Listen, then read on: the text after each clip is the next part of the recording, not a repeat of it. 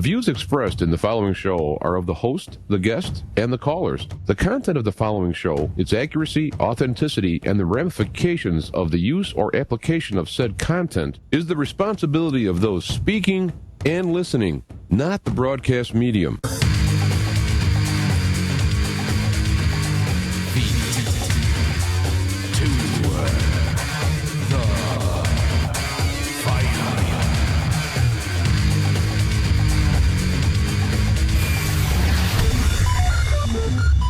All right, we are back and we are live. Feet to the fire. I'm your host, James Zathianchik, the Black Knight of Talk Radio, doing a special afternoon edition here. We were originally going to record this and post it later, but then we got this live kind of bug hit us. So here we are live in the afternoon, Sunday afternoon. Actually, nice weather here, by the way. It's in the 40s, sunny. All the snow was gone from when we got buried, so that's cool.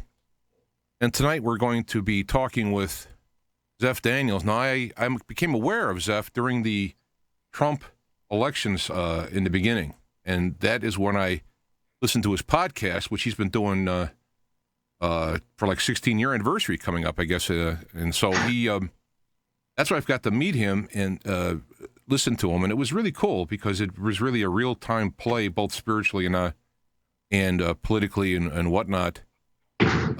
During that election cycle. So a little bit about Zeph before we get to him. Zeph was born into an elite family at an early age, became a failed victim of satanic ritual abuse and mind control. However, the programming failed because of the spirit within Zeph. Later, he became involved in writing for film and television in the horror field. He claims these were attempts to find out what actually happened, who he was, and what went wrong. It took about 25 years for total defeat of the old person, the death of that fragment of tortured humanity, and his resurrection in the Spirit of God through Jesus Christ.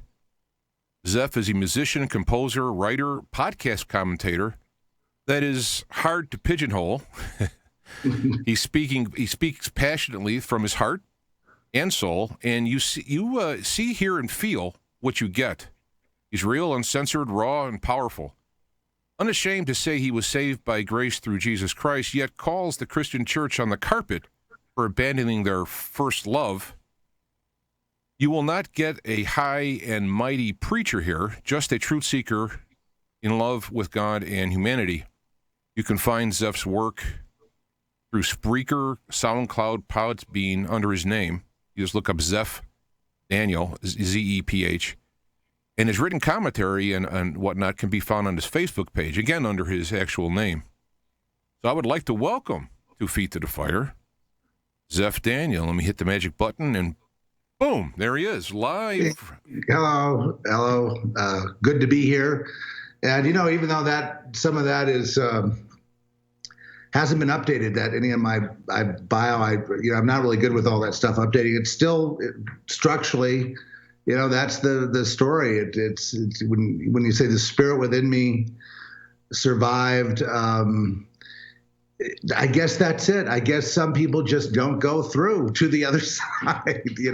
They fight back, and somehow the really miraculous thing about me is I'm actually sitting here talking to you, and when the odds were that shouldn't be because of going up against.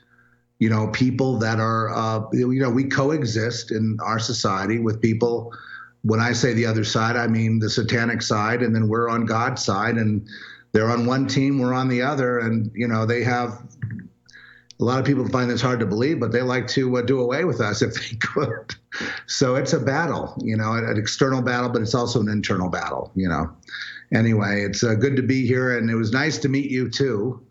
When on the Trump thing, we became kind of like kindred spirits there. Yeah. And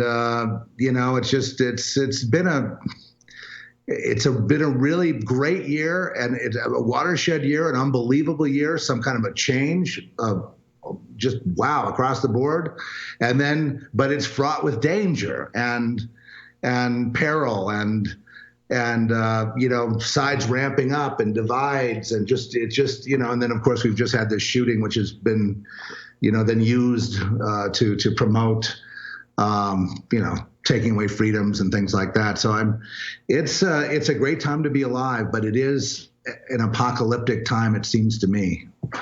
Yeah, we're living in the curse. May we live in interesting times, and it sure is interesting. But what I find kind of interesting is, as I'm watching all this stuff, it seems that whatever is being done to try and break the spirit, both of, we'll say, the American in general, and then the God-fearing in particular, it seems like whatever they try to throw at them, it ends up kind of blowing up in their faces. And it kind of reminds me of that Ten Commandments movie. It's my favorite movie. When the Pharaoh was going to say something, and Moses said, whatever you say will come back at you. And so he mentioned about the firstborn being killed. And whatever they try to do against Trump and against this movement, it seems to just kind of fall right back on them. It's supernatural. It happens so many times that you can't just say, oh, well, it's just luck of the draw. I mean, every time someone even, just like something, even a smaller example, like the Olympic skier, and I'm not going to go to the White House. Well, you ain't going to the White House. You didn't get gold, and just a little thing like that. Just it's delightful, but it also has frightening implications that we're really in that spiritual, supercharged environment. And the great thing about that is anything can happen. And then, the scary thing about where we are right now is anything can happen. And so it just makes me want to push into the Lord just 10 times more and really just try to be as obedient as I can, just try to really hear the word of God and, read the Bible and just try to be led by the Spirit. Because I don't have a roadmap through this thing, do you? I mean, no. Yeah. Oh, I'm sorry. I think what did I do? Leaning on the table. Oh, okay. What I think kind of is that we're in a point where the future is completely undetermined. I mean, nobody except God, and I'm referring to like angels and demons and people, don't know what the future holds. We're on this precipice that anything could happen. And that people who are the wise will be foolish because they think they know what's going to happen, and they do these plans and they fall apart. And so what I've been doing really is kind of living by the seat of my pants, which I think probably we should do all the time.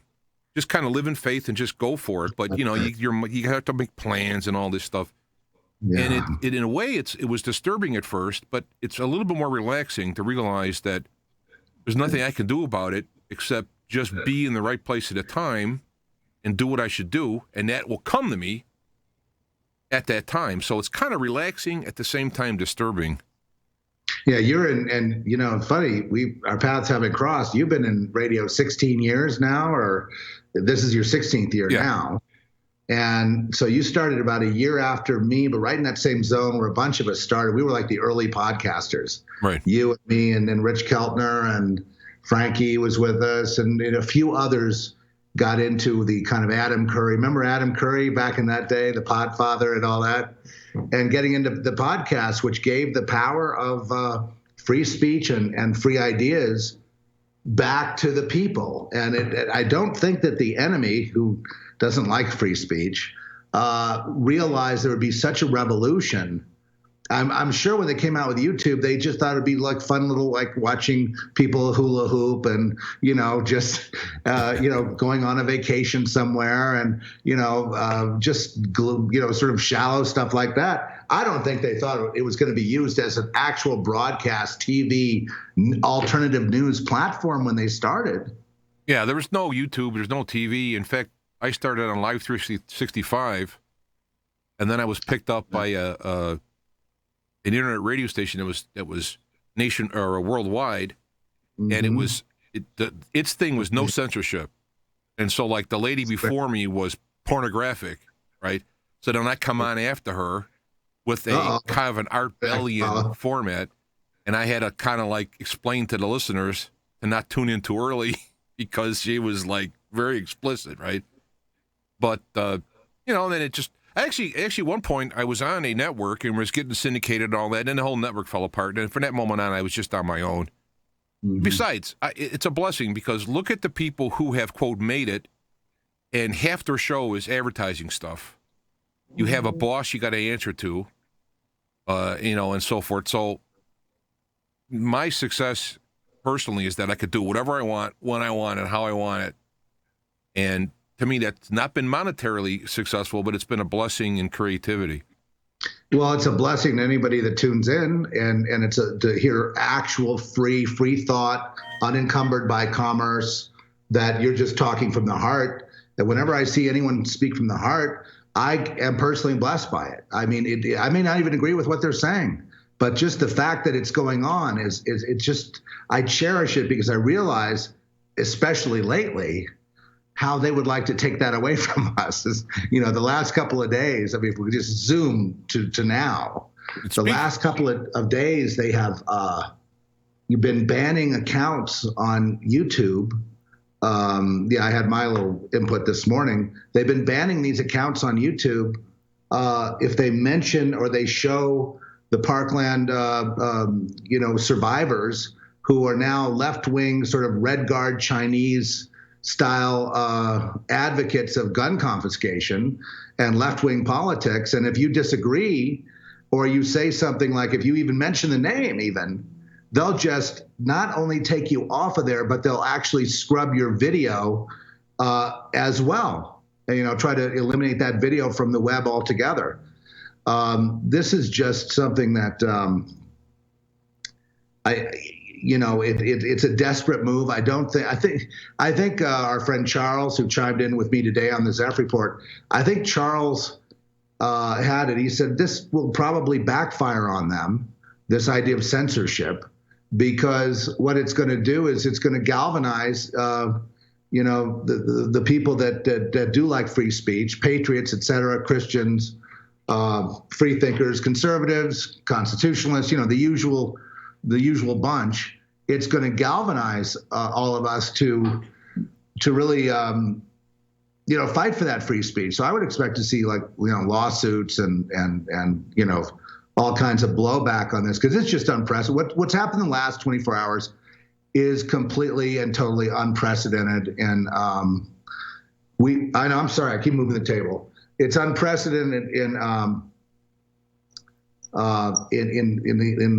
our history of free broadcasting on the internet. It's just, Google has gone nuts. Twitter has gone nuts. Facebook is a little bit more subdued. They're not banning, but they're kind of trying to use algorithms to put people in a corner where their stuff, where their thoughts, their ideas, their posts doesn't really get out to the public. It remains more or less contained. And so I don't know what this means going forward. I just know that they're really hot on this gun confiscation thing. I mean, it's really not about gun laws. It's not about Trump. I mean, Trump was so funny when he addressed it. He goes, well, we're going to ban bump stocks. And, it's just like they're just driven so nuts by him. It's unbelievable. And to say something like that is just it's so far afield. Okay, I'm really going to help you guys out. You want to confiscate? I'll tell you, we'll get rid of the bump stocks, and everything will be okay. So it's just he's funny. He's got such a sense of humor. But this is a real fight, and they're going after the youth. I remember a lot of the celebrities, that I won't be watching again because I'm really not that interested. People like Jennifer Lawrence going out. She said, I'm going to go out and talk to the youth. I want to. And so what they're doing is they indoctrinate this guy from Parkland, and I'm not going to mention name now just because I don't want you to be banned too. But yeah, I know about that. So I'm not going to mention, but the guy sounds like, I don't even know. It's like spouting these sort of Marxist, whatever you want to call it, and just what did you call that? Marxist. Platitudes, Marxist platitudes, and that he's learned obviously from the Ellen show, and we have wherever they've been all over the place partying after being survivors. And I've never seen anything so bizarre and so frightening as that partying, as those pictures, as being sponsored and coddled by the CNN and the news media. I've never actually seen anything that that weird, and then of course the programming of, the leftist programming of gun confiscation, the hating of Trump. I talked to Trump on the phone, and he's a horrible person. He didn't do anything to comfort me, and he's did all this almost pre-programmed to do all this stuff. Okay, I'm not going to touch the table. And sorry, and it really is. I've never seen anything like it. I mean, this was a big shooting. This is 17 people dead. This is also apparently going on while there's a live shooter fake drill with blanks. It's also going on where there's sheriffs hanging around and all kinds of, people, including people in uniform, hanging around. And the guy walks in, takes out the 17 people, and now we have this whole drama, this whole fight.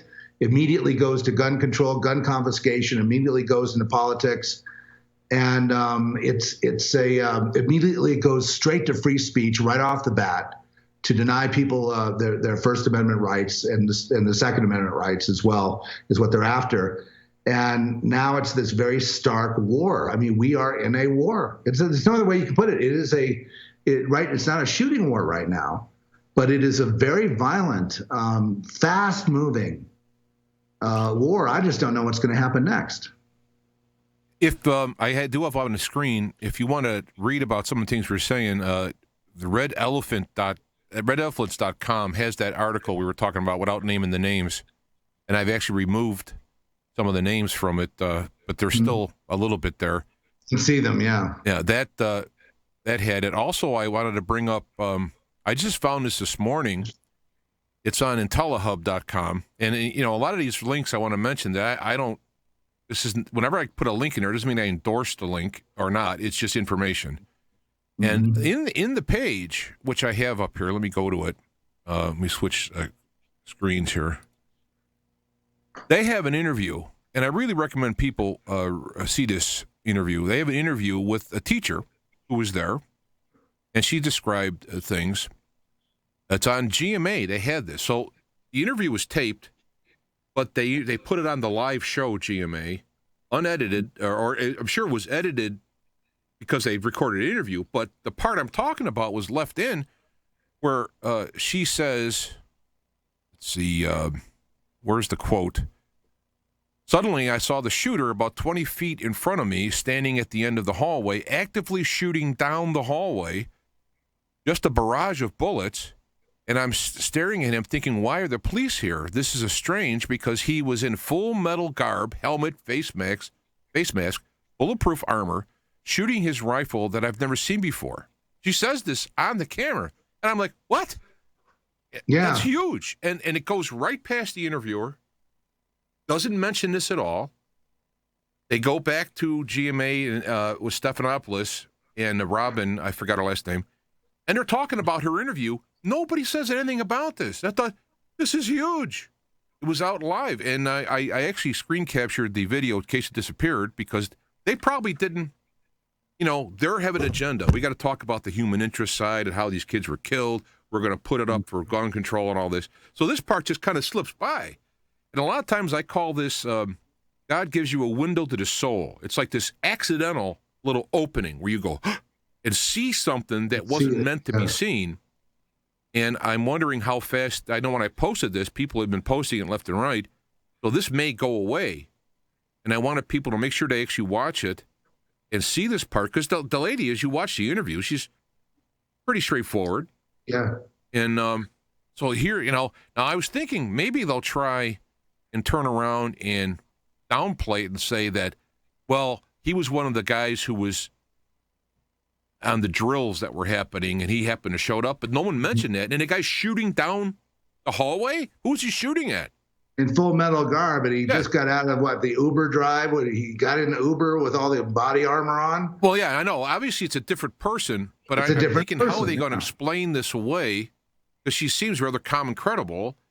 And so I'm thinking if they say, well, it's one of the guys who were here for the drills was still around, well, then what's he shooting at? And there's no kids in the hallway at all, and he's shooting down the hallway, and there's no kids there at all? Who's he shooting at? I mean, it opens up so many cans of worms. So my guess is they're going to just try to quietly ignore it.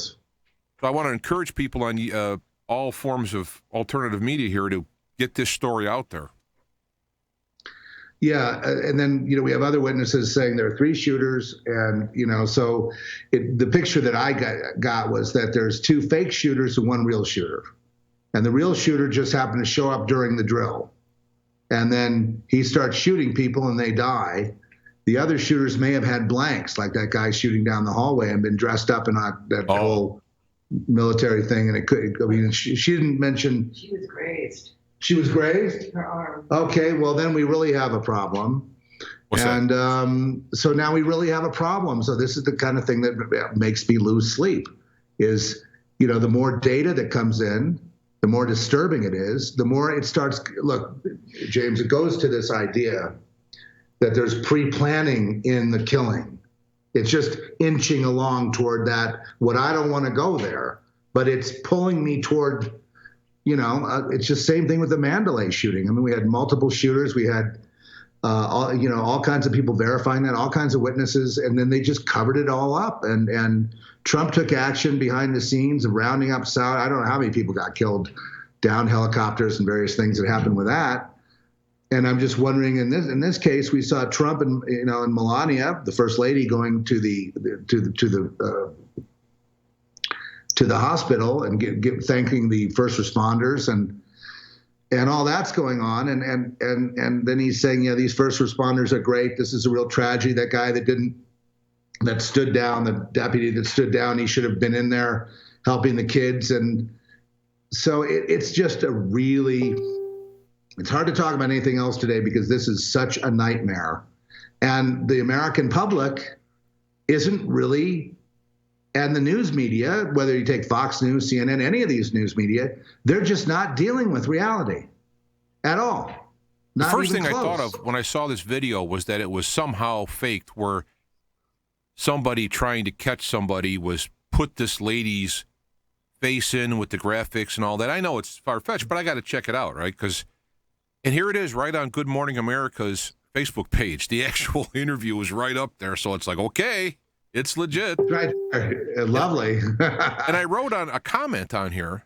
It had all these shares. There's been 10,000 thumbs up or whatever, 250 comments. Now, I wrote a comment on there, which apparently was the last comment because I just refreshed it.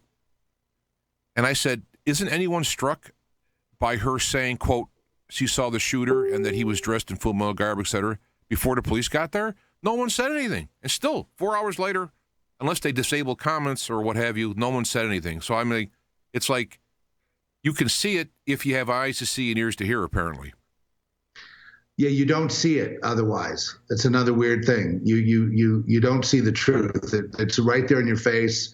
We have witnesses. So what they do is they shut down the witnesses. They shut down the videos of the witnesses. They try to expunge the videos of these witnesses off the internet, and they just can't seem to. It's like the Lady Macbeth out damn spot type of thing. They just can't seem to remove all the damning evidence. So does that mean that the media is complicit in the cover-up of a crime that they committed, or is it just this guy just decided to get into an Uber and drive on down to the school during a live shooting drill where he was allowed to shoot everybody, and then they moved in afterwards and they arrested him peacefully?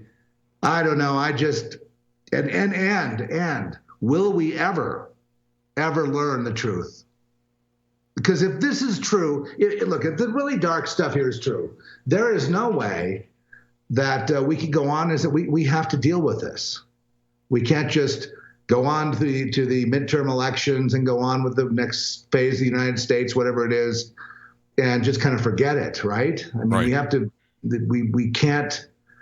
And look at 9/11. I just was going back to 9/11, and I kept watching the video of, you've probably seen it, the missile hitting the Pentagon. And I just played that today over and over again. I just watching that. I've never saw that before. And it popped up on Facebook, and I'm like, it's the first full. And if you saw the little clips that the Pentagon released, the explosion do match up. So it's like a legitimate photo. It's obviously a missile. And it's like, where has this been? Someone said that they saw it a few years ago. I'm going, this is like the smoking gun, no pun intended, of what hit the Pentagon. And it's like right in plain sight. It's like they don't care anymore.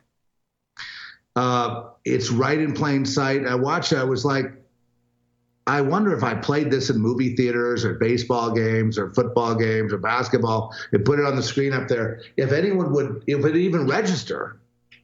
I'm going to find it right here. We're talking. I have the video here, if it's still there. And I would like to play it in this video for some kind of a record. Here it is. Let me switch to this web page. It's nice that you can do that. Oh, there it is. Yeah. Let me get this proper. It's unbelievable. So it's coming in. It's ground level, feet off the ground. You could see it's not a plane. There's no wings. And when it hits that explosion, when you go online and look at the couple of frames that the government released, that's the right type of an explosion. Mm-hmm. No, where did it, in fact, you see, somebody had said that where it starts, you see there's like a building there or something. Somebody had said that there was some kind of building built there. So this was shot like right from that building, let's say, and that building was taken down during during that day. But it was never any pictures anywhere because they were focusing on the building. Now I'm just mentioning what someone wrote me, but this is the stuff we're talking about. Zeph is like you can't hide anymore. It's like you can't just ignore it. It's so, if you do, you've made a choice. In fact, what I say, spiritually speaking, is that what's happening now, it's the revealing, the apocalypse and all that, but the real terms is that you can no longer stand on the sideline. You have to make a decision. You have to be on the light or the darkness. And if somebody just says, I can't deal with this, they're going to drift into the darkness, and that's like their choice. And it's the people of the darkness, though, don't want people drifting into the dark. They want to, unless you want to just be their slave. So they're not interested in, doing you any favors. So it's a real bind we're in. But like you said, apocalypse. This is the time that I think Jesus was, meaning when he said that everything that was hidden will be revealed. I mean, and then Trump, the great unmasker, he seems to be able to unmask everybody, everywhere, everything, and so that everyone's naked. So what do? The other side, the dark side, they go on as if it's covered like it used to do, but it's naked. Mm-hmm. And everyone's saying, oh, Emperor, you have a beautiful new set of clothes on. And they're all kind of playing along like nothing is exposed.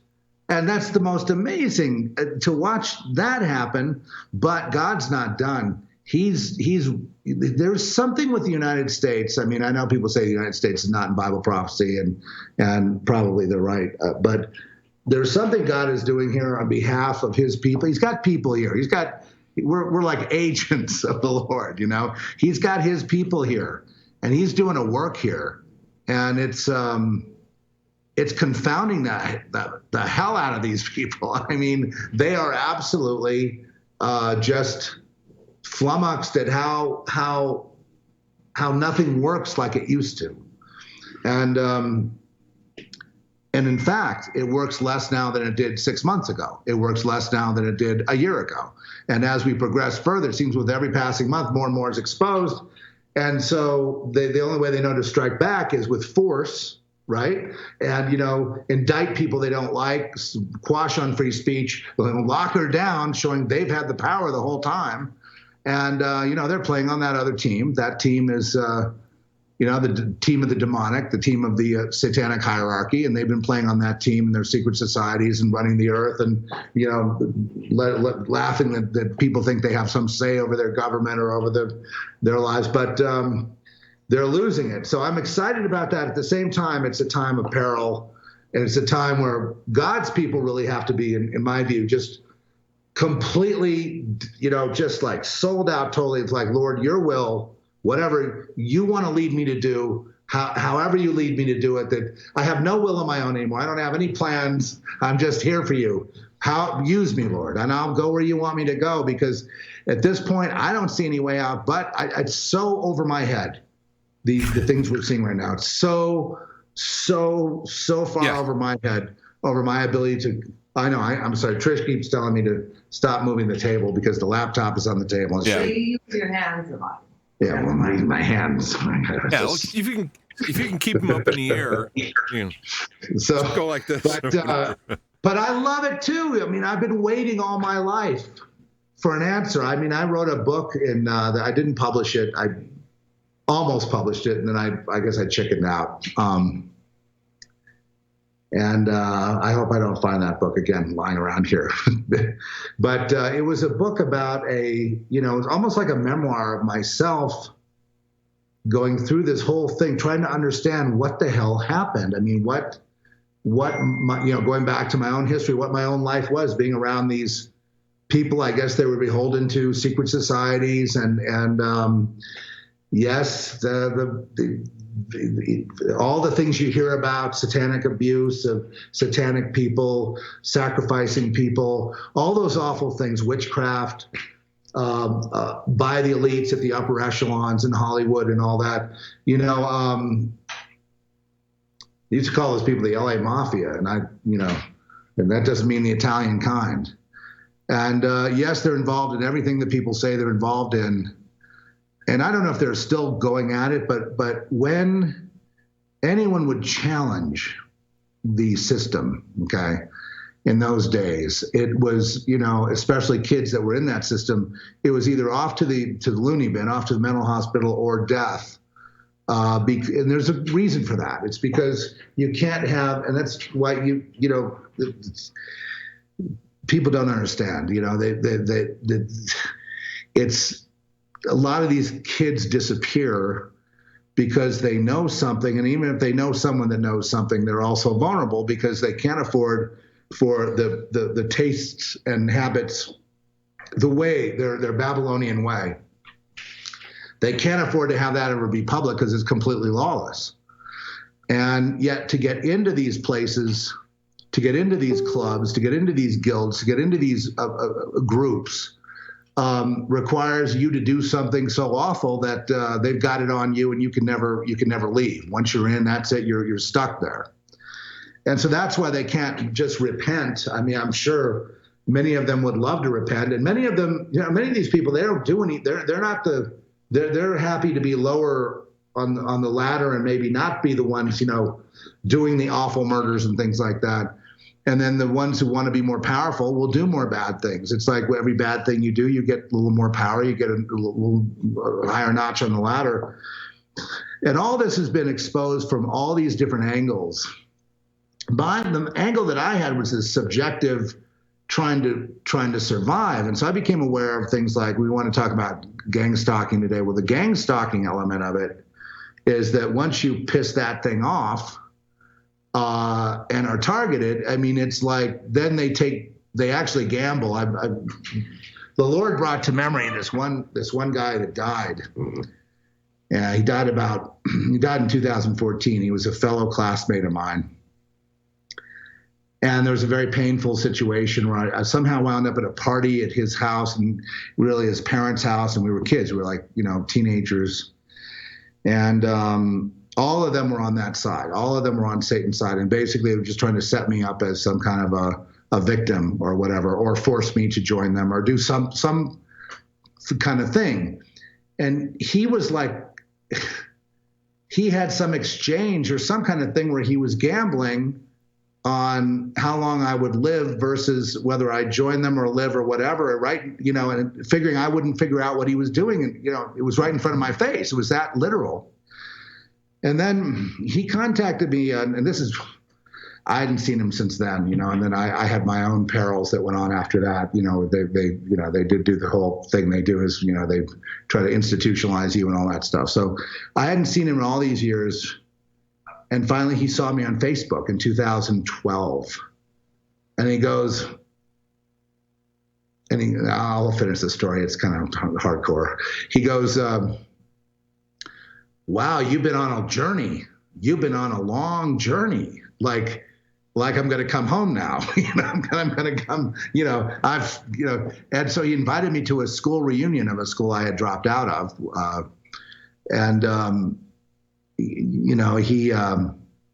like that, it was like another setup, like that party. It was almost like he had learned nothing. I mean, so he was there trying to get me again. And the funny, weird thing about that reunion, that party, is they made a video. And I was able to, in 2013, look at the video and see my old classmates now, aged and whatnot, very revealing. And he was there bouncing around. He became a doctor, I think. His father was a doctor. And, they're very revealing. Some of these people, one of them was actually looking for some kind of redemption and wandering around, and they were disturbed. But I could see it took place at a house probably in Bel Air, someplace like that, Beverly Hills, I don't know, some nice house somewhere. And they were drinking and, talking, and the video wound up, I don't know, on YouTube. I don't know why I see things like this. I wasn't looking for it. Well, and then I learned that 1 year after that, he dies suddenly. And then I squelch it out of my mind, you know what I mean? It's kind of a triggering thing. I just didn't want to go back there and deal with all that. I just didn't want to think that I was there at his house that time. It was this setup, and it was scary as could be. And so just 2 nights ago, the Lord brought it back to memory, and the Lord revealed to me, I had to look at the whole thing and be honest with myself that, he was gambling on my life or whatever, on how long I would live, and they were laughing, and, they were all experts at all this, and at 17, at 16, it's hard to see people like that, like they take a mask off and they're really just that evil. And he thought he was going to live on because he was a doctor and he was healthy. And at that 2012 reunion, he was bouncing around and very gregarious with people and very social. And then the Lord brought it all to, I never really brought all this to memory till about 2 nights ago. And then he died just suddenly and shockingly. And then, of course, they mention it. They're dying, a lot of them have died. And the Lord showed me that his life was cut short because he must have died at, let's say, I'm almost 60. It would be 2, 3, 4. How long ago is that, Trish? It's like, that's a long time ago now. 4 years ago. 4 years ago, he'd be about 60 years old. 60 years old. And I don't ever like to talk about this because this is nothing I wanted. But the Lord basically took him out. It was like he had a chance in 2012 to maybe be honest or maybe change or something when he ran into me. I mean, it was like, because I've been on this path. And instead, he tried to put another setup together, just like when we were kids. I didn't want to look at that. I couldn't believe it. First of all, at that age, what the hell, And then it was like, then suddenly, without warning, boom, he's cut down.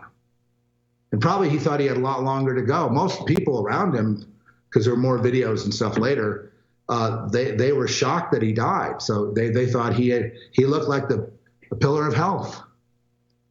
And then now he's gone. And, the only conclusion I have is, did he know the Lord at that time? Did he care, or what was he doing? Why, so there's all kinds of weird stuff like that. And when this tracking me and harassing me and all this stuff that was going on back then, all this supernatural stuff that was like harassment was going on because I wasn't playing ball with these people.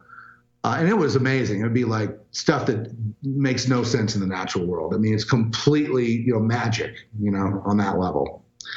It was coming from people like this, and who are then trying to act like your friend while they're, with a knife in the back. Actually, that's something that I was introduced actually from your podcast, was what's called this gang stalking, is that somehow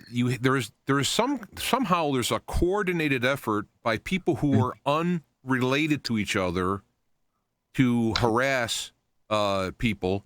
Generally, I would say, Christians, I mean, real ones. I mean, people who are the Lord. You call them the lambs. I like that idea. People who are on the Lord's side. and yet they're not necessarily like they don't have like walkie-talkies and they're talking to each other. They just happen to they'll see you, and from their inside evil whatever will go like, that person I want to harass. There seems to be this background coordination using people who aren't really realized on it. And at first I never looked at it that way because I never thought I was that special. Just me, right? And a lot of guys in radio, they're like helicopters are following them because they're so great of a truth seekers and all this stuff. And I was just turned off by the whole eagle thing. But I've had stuff happen to me that aren't necessarily as dramatic, but I have no explanation of why an event will happen. Health event, series of troubles, breakdowns, and all this stuff. And it's really intense. And inside me, I feel this really pressure, like break, crack, give up, stop. There's this pressure. And at some point, I've been praying and Lord help me, and I don't know what's going on. And at some point, it just stops. Not when I prayed per se, but like at some point, it's like God, like Job, I guess, at some point, they're like, okay, you've had your shot and it didn't work, be gone. And then I have this kind of a rebirth feeling afterwards. Like, what the hell was that, And it makes sense now when I heard you talking about this whole gang stalking thing. Yeah, see, back then, I mean, now that'd be pretty early for most people. Back then I'm a teenager. And it's coordinated on a level that you would think very high tech, to coordinate all these elements and people that don't know each other. And like you go somewhere and you could go 1,000 miles away and the game continues. It's like a game. And they continue this satanic game on you. And then, of course, it has other levels, too, of, there's always what people report, like the electronic harassment and all that. That came a little bit later. But before that, you have witchcraft harassment, these coincidences that couldn't possibly be. The coordination of people, like you say, that don't know each other, that are coming at you, saying things that only you would know in the background, like 2 aisles away in the bookstore. And they're talking about you when you happen to be passing by looking for a book. And then you stop and you realize, I don't know who they are, and they just look like they're just random customers, and they're talking about me, and they're mocking me. They're saying things that only I know, and they're laughing and making noises, and then they're making insults at the same time, knowing that I'm hearing them, and then hiding behind a couple different bookshelves, and then I turn the corner to see them, and and try to confront the situation, look at what's going on. And it's all like, they never said that. They never did that. They don't know what you're talking about. They have no idea what you mean, as if they didn't do it, but something else did it. But it was them. And, they do know what they're doing. In our chat room, I got Omar's in the chat room, and he's talking about what you were talking about. Somebody was asking, what are you talking about? And he was talking about this gang stalking, but he says, the pressure is coming from the collective hive mind societies that have natural telepathic and kinetic energy abilities that allow them to interface real-time live. And maybe that's the technical explanation for it. I'm using the generic term of hive mind, spirituality, But it's also multidimensional in the sense of time and space is also violated too. Like, okay, let's say that bookstore, let's call it a bookstore in, San Fernando Valley somewhere, just because it's happened to me there. And then the whole place is seething with these, people as demons, and you got to get out of there. You go back the next day, everything is normal. The same people are just nice as can be. Nothing happened. What are you talking about? You try to tell people about what's really going on. They say, hey, what's going on? Tisk, tisk, because they know. They know they're doing it to you. And when you explain it, they go, well, that sounds terrible. Tell me more. Well, there's these people, and they're following me, and they're doing things to me, and they're listening to my phone conversations, and they're talking to me through the speakers, through the television, and all this stuff is going on. And that sounds like you might need some therapy. You need to go back and see the doctor. You need, medication. You sound psychotic. Okay. All of that they coordinate and they do to people to make, and then, they, of course, they send you to the psychiatrist or somebody like that, who, by the way, is one of them who's in on it. And so the whole thing becomes this sort of cluster F, and and they say, look, then they'll take you aside, like taking you off stage, and say, look, this is like a play that's going on, look, you don't have a chance, okay? There is no way you can beat this thing. You have no chance of survival. You have no chance of success. You have, the only option you have is to, join us, be our slave, whatever. And maybe one day after a few years, if you make the right moves, you'll be able to breathe. But until then, you're screwed, buddy. And we don't care about you. We enjoy driving you off the cliff because you know what? Every time one of you bites the dust, ka-ching, we get another leg up. We get another piece of power. And we got everybody, all the lambs. We got them all separated so they don't know who each other is. Oh, that was back in those days. All the lambs, nobody knows who each other is. Nobody knows. We don't know that we're like friends, you and me. We don't know. I don't know that you're a friend. Everyone is potentially the enemy because they kept us. Remember that song "Keep Them Separated" from a few decades ago. Well, everyone has to be separated, and they keep everyone separated. And then when there's a problem, they go, they'll say, "Well, tell me, you look a little stressed. Is everything all right?" And like they're your friend. Yeah. And then, or the shrink or somebody else that's in a counseling position. And is everything, tell me what's been going on in the how do you feel about that? And you sound psychotic. Of course, there's no way that these people are coordinating against you. That just sounds paranoid. Mm. And that's where that goes for kids, because kids, if they're under 18, they really they can't stop their parents from putting them into, at least a 24 or 72-hour hold, and then they start writing stuff up on you. And if you look like you can't play ball, like there's no hope in getting you, then they start the discrediting process. Ah, yes. And by the way, they do this to everybody from the highest high to people that are just, average everyday people. I mean, there's nobody exempt from this. Nobody. Everyone that's got a soul is equal in being targeted. And they start in ruining your reputation, and they make sure you're not viable employment wise. And that if you go to the doctor, they're going to do something to ruin your health. And if you try to look for any help at all, they're going to. So you're basically trying to go under the radar, trying to survive. And then if it's really bad, sometimes, people who live in cities, especially, you'll have cars going by. I mean, we had vans, remember the vans going by, and we had 24-hour surveillance. We had infrared from the guy across the street who was in the CIA, and we had cameras on us. So if we went somewhere, they watch us on like their own closed network, and you could drive anywhere you want, and they're just watching you. And then they insert themselves. Then they try to, they go into your house when you're gone, and they move stuff around, and they just, it's such a nightmare, and so evil, and so mean, you're the only one that cares whether you live or not. They don't. And you're the only one that cares whether you have pain. They don't.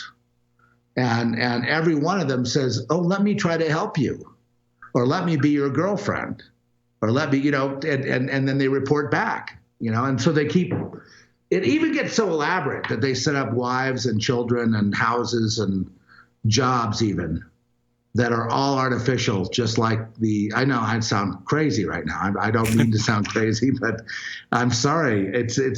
I am not a crazy person. And I don't talk about this that often because it just sounds nuts, but I promise you it's going on. I promise that everything I've said is true, even understated somewhat. No, I think a lot of people in that so-called flyover country don't experience a lot of this stuff because they're not, quote, important. But on the other hand, there's also small little groups of satanic groups and whatnot that appear in the... I got in Topeka, Kansas. Yeah. So... Okay, average people doing the same thing. And they're just people that like work at the diner or, just average working class people doing the same thing in Kansas. So there's no way out of it. And like I said, I went to Hawaii that one time, and there was, get to the bar, waiting for a table at this one kind of lousy restaurant, and the guy goes, "We know who you are." Just bums my whole day out, triggers me, and ruins my whole dinner. And then there was somebody taking pictures at random in the hotel. It wasn't the best hotel room. You know what I mean?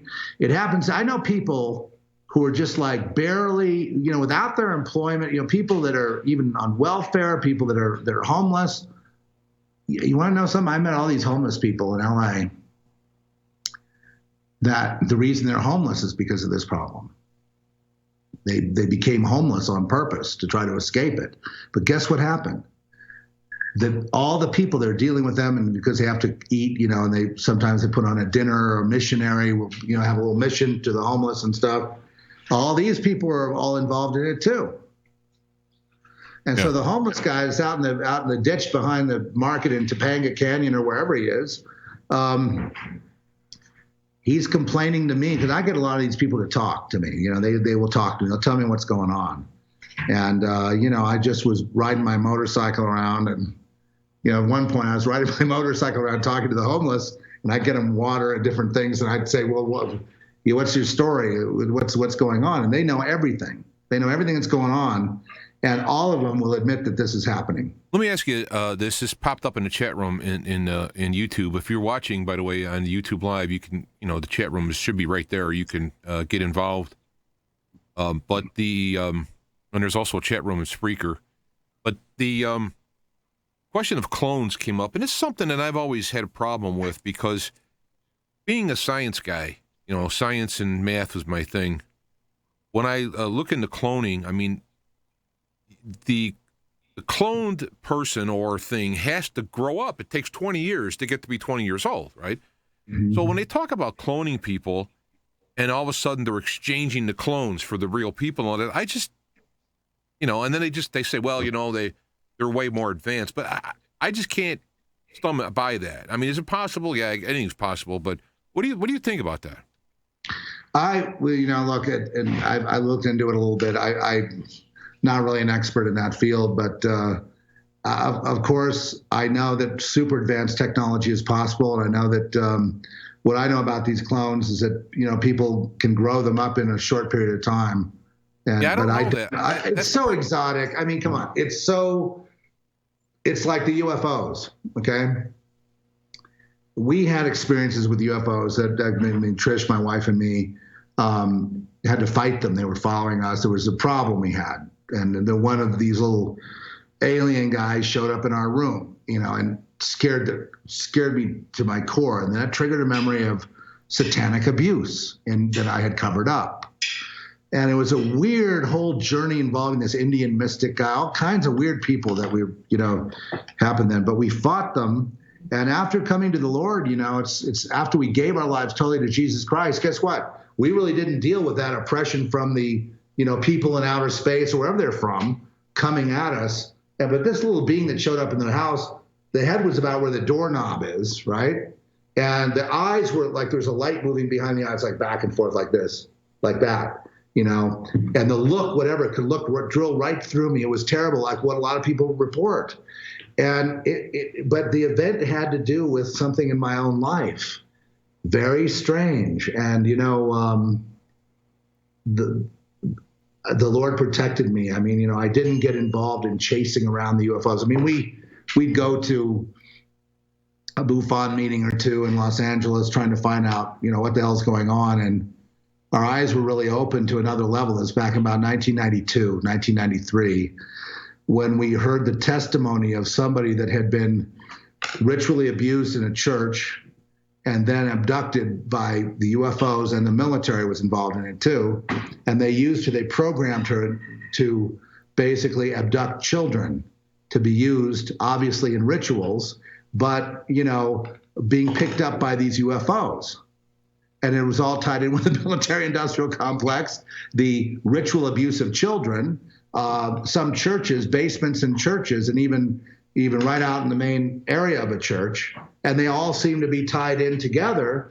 And when she was talking, and her it's kind of like Mark Phillips and what's her name, the survivor, Kathy O'Brien, that her not handler, but deprogrammer guy was there.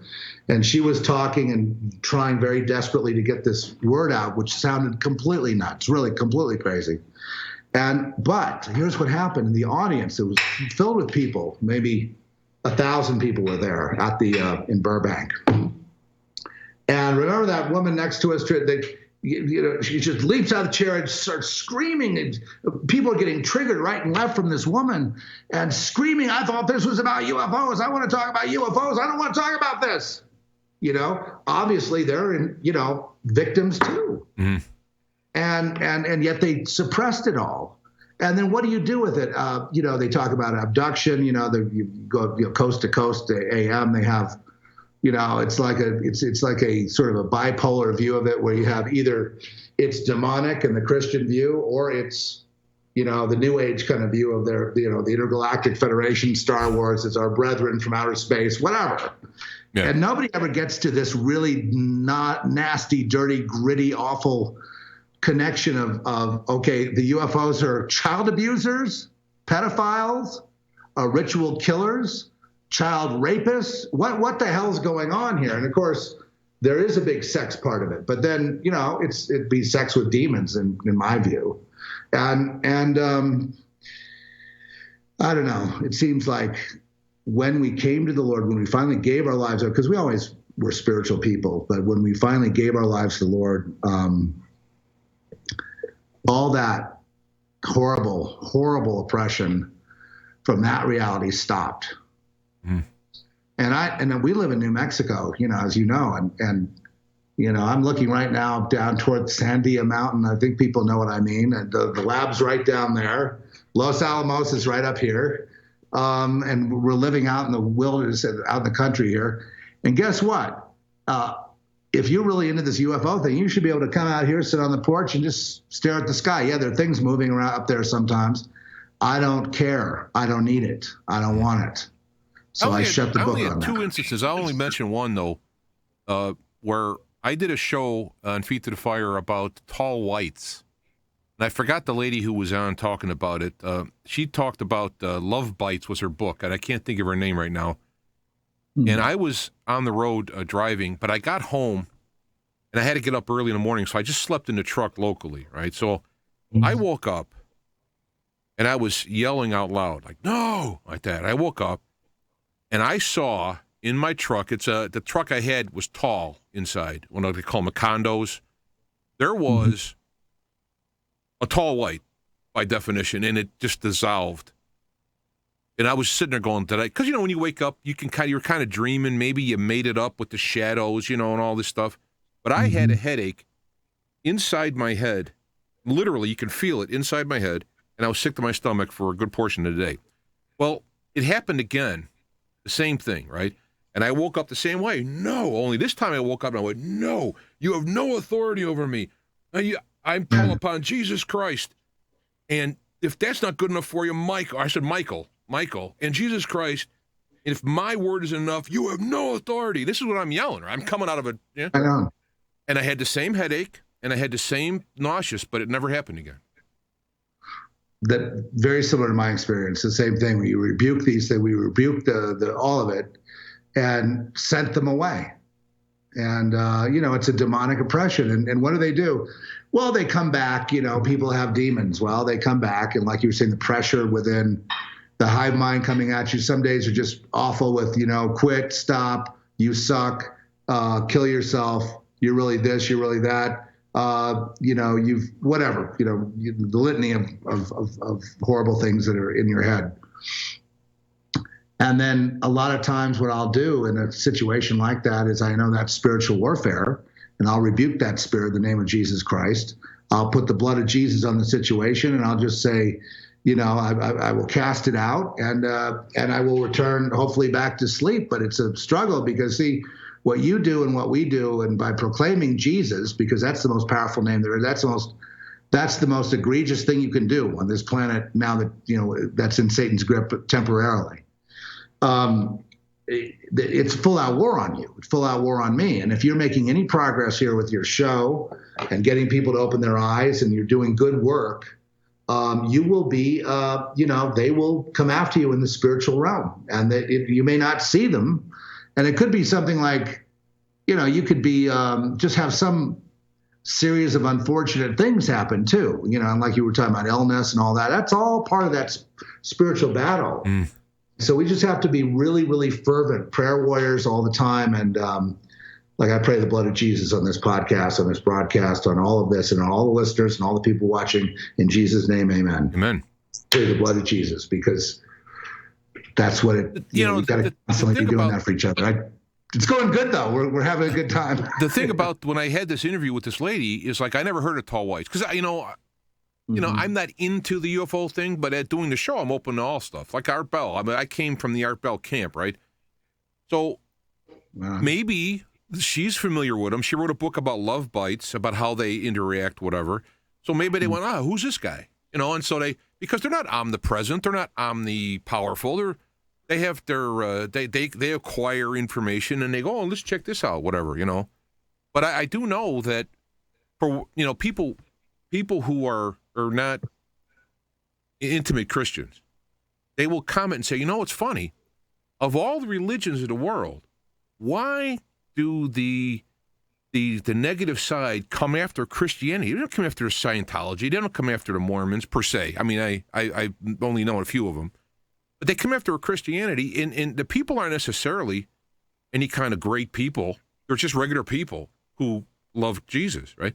So why is it? And I'm thinking that's because Jesus had won this when he was on earth. He won this little thing and has been given power over these principalities and so on. So, of course, anybody who is looking toward that is going to be a danger, because a Buddhist isn't going to go out and change the world. And I'm not even criticizing Buddhism. I'm just saying that there seems to be this military side of God who's fighting evil seems to be through the line of Jesus. I tried to be a Buddhist for a while. And I got tired of people telling me that my karma was my fault. Yeah. And I'm like, so I get hit by a truck. It's all my fault. Everything that happens, and bad stuff would happen. And they would just keep saying, you need to look within to find the answer. Yeah. You need to be more loving. You need to be more of this. You need to be more of that. I got so frustrated with the damn thing. I said, this isn't going anywhere. You people are just all deluded. And I just walked out, and I tried, the whole yoga, Siddha yoga, and I tried all these different things, but all of them came back to this, you're responsible for your karma kind of thing. This sort of works-based salvational. You need to really earn your way into, nirvana, moksha, whatever these different states of being are that they want. And with Jesus, the Lord sets us free instantaneously. Yeah, I'm not saying that I haven't caused some of my own problems. You can go the other way, where it's all the devil's fault, and I'm going like, well, it's a teamwork here, So I try to find out what I'm doing to help screw things up and take steps to do what I can. But for my own personality, I had to learn to not take responsibility for everything, because I was actively taking responsibility for everything, other people. So I kind of had to walk it back. Some people got to walk it forward. It's everybody else's fault, and they need to step up. I needed to step back a little bit personally. You're a typical lamb, the lambs are always taking the blame for everything, and they have to learn not to, right. Because the world wants to foist all that onto the, their evil deeds onto, people that, if you're lamb, meaning you're not in the world system, you're not a Babylonian, you're not a Satanist, you're not one of so many different ways into this world system. And so you're the bad guy. So they want to foist so then eventually you go, oh, I'm sorry, that must be my fault. My daughter, she got so mad at me because I just kept saying, I'm sorry. I kept apologizing for everything. And I didn't even know why I was doing it. And then she said, every time you say I'm sorry, I'm gonna hit you in the arm. You hit me right there in the arm. And it hurt after a while. After about 4 or 5 hits, right in the same place, I'm like, okay, all right, And so that was. Did I learn from that? I did. I think I did. And I started realizing that I still get that oppression. It comes as oppression within, and you feel in the pit of your stomach the sinking feeling. Yeah. And then you start feeling guilty, and you start feeling like, well, you're ashamed of yourself for whatever. It's just general. It's not anything specific. It just starts mounting up and mounting up, and that's the enemy, James. That's everyone I know, and I know quite a few lambs, if you will. And they all go through a very, very similar thing. It's just something we have to keep in mind that the Lord will deliver us from that. But we have a tendency to take it on ourselves, to take it on our shoulders, to blame ourselves, and to be ashamed that we didn't do more or we should have done. And when you're following the Lord, you can't put yourself on a measuring stick like that. If you're sold out to the Lord doing the things He wants, He might have you just standing on the corner and producing nothing, because He needs you there. And you go, well, what did you do today? Well, I stood on the corner because I thought the Lord wanted me to. Well, you're available. You're available, and your talents are known. And if you're available, say you're in that corner, use that scenario.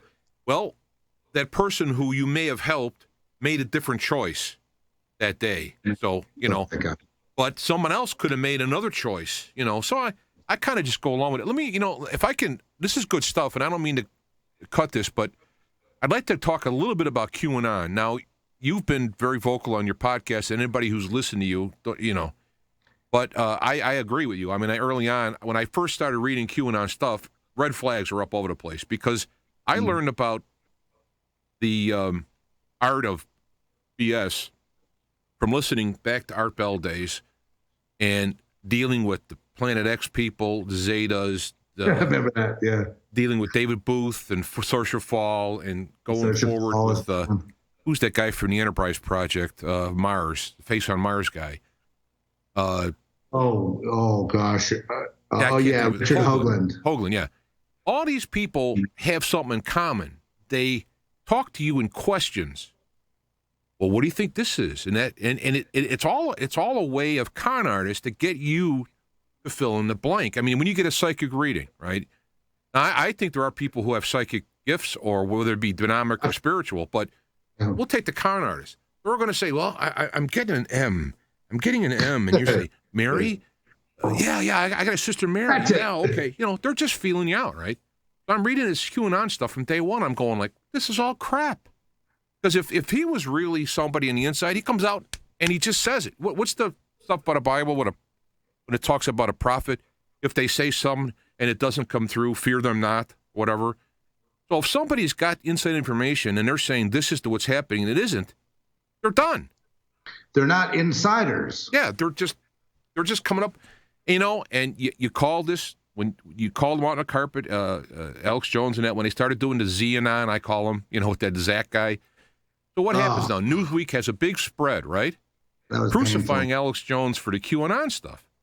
So he walks into the ratings, hey, there's a lot of people following this, let's do this. And so now instead of talking about his alleged talks about Sandy Hook, now they can go into the QAnon thing, and it's like, see, that's what you get. So, you know what? There's a lesson here, and I pray for Alex all the time, But I saw this thing happening. I mean, back at Mandalay when the Q thing popped up, and that's about when you and I both started down this road about the same time. I remember you were saying I went into I was on a 4chan. I asked one, or wherever you were, you asked a question and they all jumped on you. Yeah. That's like a sure sign of a cult or some kind of weird, right there. That's another red flag. But what happened with the Alex Jones and Zach and all that was, I remember the day it happened, and I heard the broadcast. He said, Zach is the real QAnon, and he only gets, we get 40,000 views, and then Q gets over 1 million. It's just like, it's not fair. The next thing you know, and he's lusting after that traffic.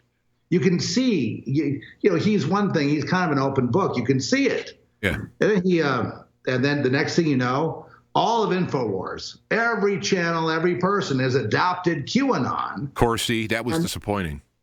And then Zach goes, QAnon is holding up the pillars of our republic. And I'm part of the QAnon team too, almost alluding to it. He didn't really say it straight out, but right. And then ever since then, now here's the lesson. There's a spiritual lesson here. And that is, obviously about money versus the truth, buy the truth and sell it not, which is a biblical principle. And, don't covet what the other guy has. You know what I mean? It's like, if QAnon, some phenom on the internet gets, suddenly becomes popular, gets the views, it doesn't mean that Alex Jones has to run over there to horn in on some of that traffic, because maybe it shouldn't be always about money with him, right? So, this whole thing, in my view, backfired. But back to QAnon for a second.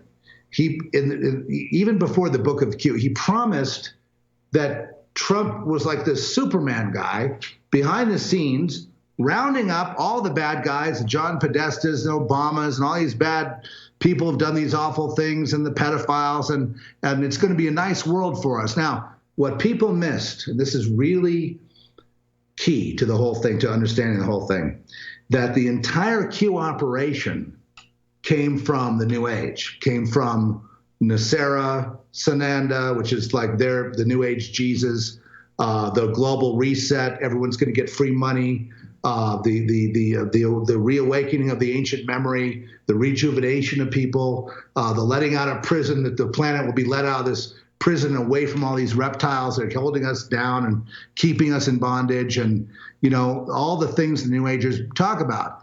And then we had the symbolism of the white rabbit, the hole, the Q hole, and then all the the asking these stupid questions, and people reading into it and getting caught up in the game. It's a game that Q was playing. It's a game with people. He played everybody. And then I had people that were so into the cult. I said, well, all these things didn't happen. Podesta's walking around, Hillary's walking around, all this, this invasion of the CIA building. It wasn't a Q thing, but it was like around that time. All this stuff didn't happen. And when I tell somebody, they go, yes, it did. Q is 100% accurate. It's just like the Heaven's Gate cult. You know what I mean? Jonestown. It's on that level. Yeah. And now I know we have a real problem. Now I know we have a real problem. And because a lot of good Christian people that I know that I'm friends with got kind of going down that rabbit hole, and I know, and I don't blame them. I know what happened. There's a very powerful spirit in this new age. It's the Luciferian spirit. It's very powerful, and people get hypnotized by it. And they don't know what they're doing. And they'll kill you. I mean, to defend because they think they're on the verge of getting, the world's going to be at peace. So we're on the verge of this beautiful world. Don't take it away from me. Don't take it away from me. My hope. And they'll kill you for it. And I saw that very thing going on, and I knew it was wrong. I know there's no easy way out of this life. I know there's no, that we've got to go through this thing. We got to help each other go through it. So, and I prayed about it. I just prayed, Lord, if you could, and the Lord showed me, this is a curse. And when you're under a curse, under a spell, under a hypnosis, you're not really aware of what you're doing and what you're saying and what you're thinking. You're caught up in a thing. And that's what happened. They got caught up in the spirit. And then I noticed, just cutting to now, this has been several months of this, cutting to now, and suddenly that curse the Lord had lifted it. And, it doesn't mean everyone's going to walk out of there, because there's a lot of people that don't believe in Jesus, or, the Lord wants his people to go. And it's like they suddenly, I'm seeing this across the board more and more. People just sort of drifting away from the Q thing. Just kind of, it's like waking up from a dream and you just, you're like, what? And you don't even know what you were doing. You just walk on. You don't need to apologize, right? And you don't need to go, oh, mea culpa, oh, I really was deceived. You don't have to do anything. I mean, the Lord seems to have just set people free. That doesn't mean that the core New Agers aren't still there, and there's lots of those. And now the latest I've heard from the QAnon camp is they're starting to talk more about the New Age. They're starting to talk about the global awakening. They're starting to talk more about the age of light and all that kind of stuff, which is just, that's not our way. The Lord has given us prophecy. The Lord has given us a direction, and he doesn't say, okay, it's all over. He says we're going to go through a time of a great unveiling and a great awakening, but it's an awakening to see the things that have been hidden. And then there's going to be a great tribulation and things like that, because there has to be a reckoning with all of this. And it's not just going to be an Armageddon I know the New Agers love the Armageddon bypass idea.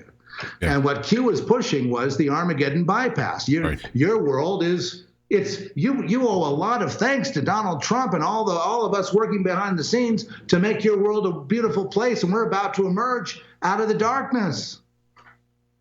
Right. Now, you know what when people talk about this, what I remember was a story about, I think it was Isaiah, who, when they came away and took all the Israelites and brought them to Babylon, he was spared because he was in prison up to his knees in poop.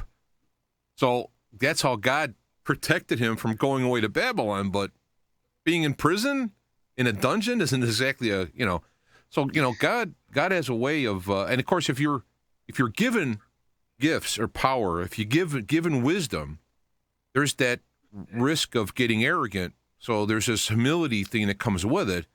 And so I kind of look at that and say, no, there's no guarantee of having a great life. Life is like you come here, you learn the lessons, you do your part, you grow, and you leave, and you move on to something else. I mean, it's not like we're going to be downloaded into computers and live forever as robots and have. That's all ridiculous stuff. Ridiculous. Yeah. So, I laugh at it.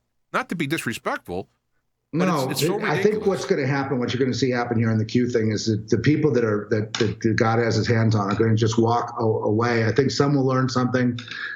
I don't need anyone to learn anything. I don't need anyone to explain anything to me. My prayer is that it just goes poof and evaporates, and people just walk away. They just they realize it's just like the psychic phone network or any of those other things, and they just drift away because they're just not interested anymore.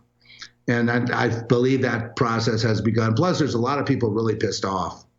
You've probably seen them out there. I mean, more and more are calling the QAnon thing on the carpet for all these false statements and lies and everything else. It's like, it's just turning into a real disaster. It's melting down real fast right now. And unlike David Booth or these other people I mentioned, QAnon is anonymous. QAnon could be standing right next to you, and you wouldn't know. So he can just, when it all falls apart, he just walks away. And I know, but it's enough for me if he just walks away. You know what I mean? Yeah. I don't feel like that's true. I'd love to know who he is. I mean, who they are, but I have a feeling they're coming from the other side, disinfo agents that are trying to get Christians to look like idiots. I think that's pretty much. But then again, there's that New Age recruit. I didn't mention this.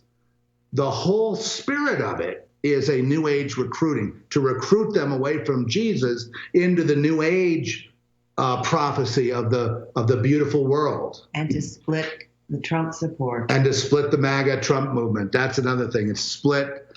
It's fragmented that. I mean, that's got to be regathered together. And there's some other things. The Joy Villa thing with her Scientology split a whole bunch of people because she had all this momentum. She was going to the White House and all this stuff. And she was using Scientology. She was going to prayer meetings and anti-abortion, all this, and using this whole platform to sneak in to be an evangelist for Scientology and use it, and wow. I mean, I fell for that one because I just thought, well, who knows what I thought, but I want to mention something like that.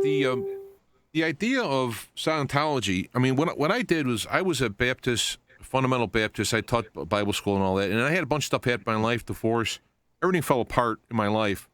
And I went back to square one, and I said, okay, God. I mean, is there a God? Yes.